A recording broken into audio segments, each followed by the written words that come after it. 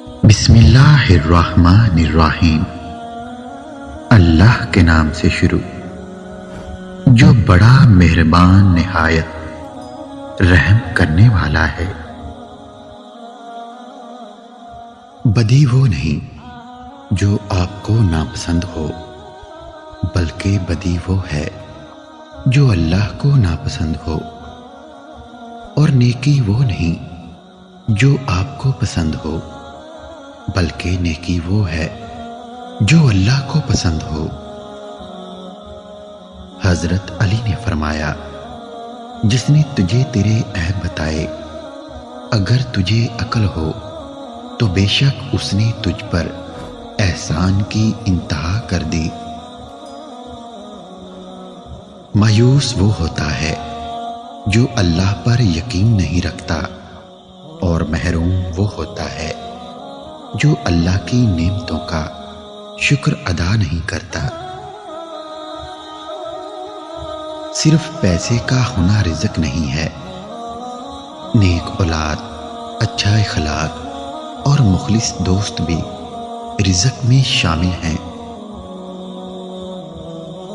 دنیا کی دولت اللہ انہیں بھی دیتا ہے جنہیں وہ پسند نہیں کرتا، جبکہ دین کی دولت اللہ صرف انہیں دیتا ہے جنہیں وہ محبوب رکھتا ہے۔ اگر تم درود شریف پڑھنے کے لیے چن لیے گئے ہو تو مان لو خوش قسمتی تمہارا مقدر ہے۔ غیبت کرنا کمزور آدمی کی آخری کوشش ہوتی ہے۔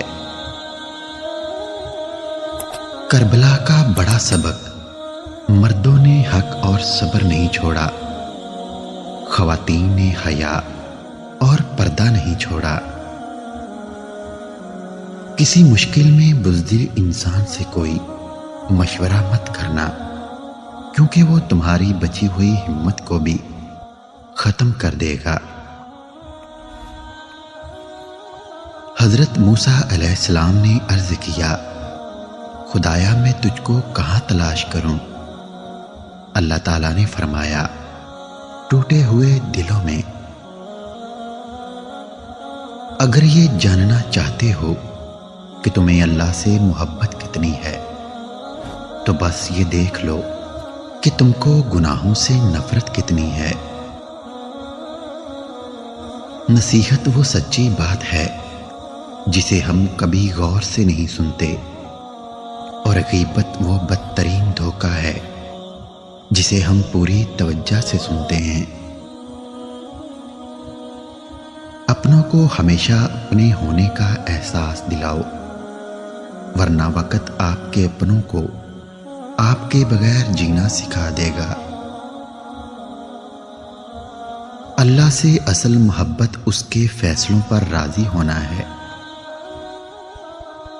اگر تمہارے رزق میں سے دوسروں کی ضروریات پوری ہو رہی ہیں تو تم خوش قسمت ہو کہ تمہارا رب تمہارا رزق پاک کر رہا ہے۔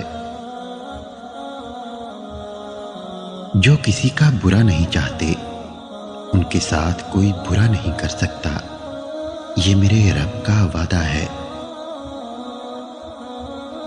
جو چغل خور کی بات پر اعتبار کرتا ہے اپنے دوست کو اپنے ہاتھوں سے کھو دیتا ہے۔ حضرت علی نے فرمایا، اگر میری زندگی میں دکھ نہ ہوتے تو میں اپنے رب کے ساتھ دعا کا رشتہ کیسے نبھاتا؟